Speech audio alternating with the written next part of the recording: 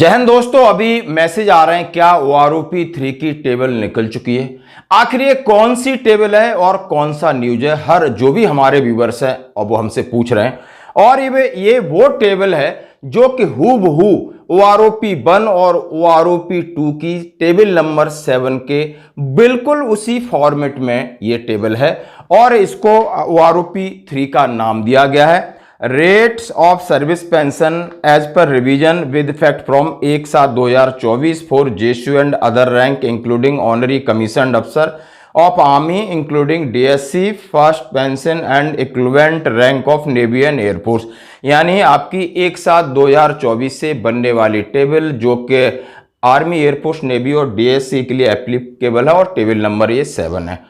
अब इसका जो हेडिंग आप देख रहे हो, अब मैं बोर्ड पे पूरा बिल्कुल आराम से आपको समझाऊंगा कि रैंक एंड ग्रुप क्या है।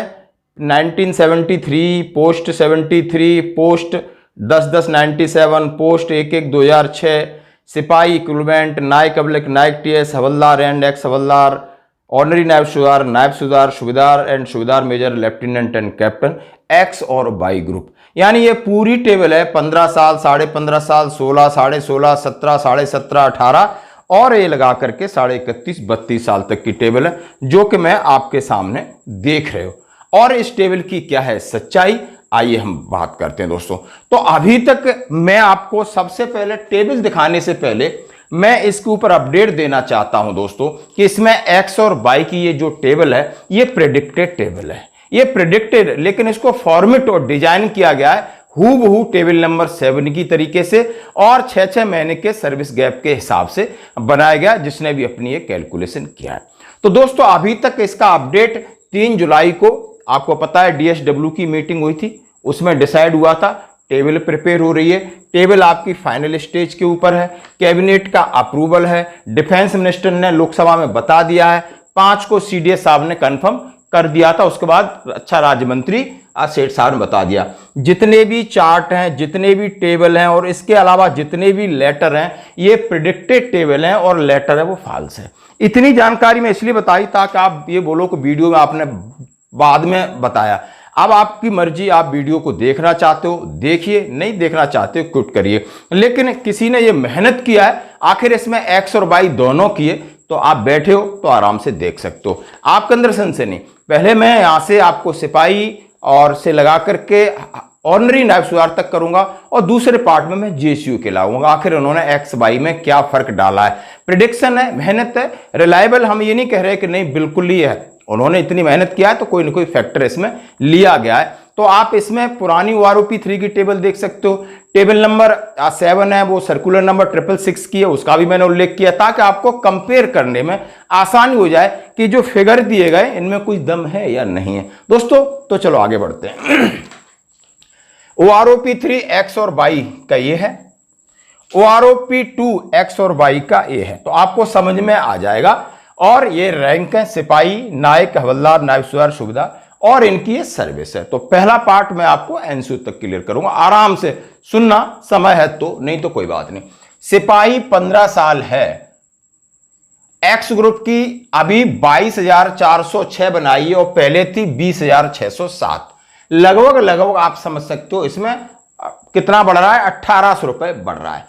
बाई ग्रुप की बात करूं तो 20,450 और 18,807, तो इसमें थोड़ा आप समझ सकते हो कितना बढ़ रहा है, 2, 4, 6, 1600। इतना अंतर रिलायबल है, इतना अंतर होना चाहिए। ये हो गई बाई ग्रुप की OROP3 और OROP2 जो आप अभी ले रहे हैं।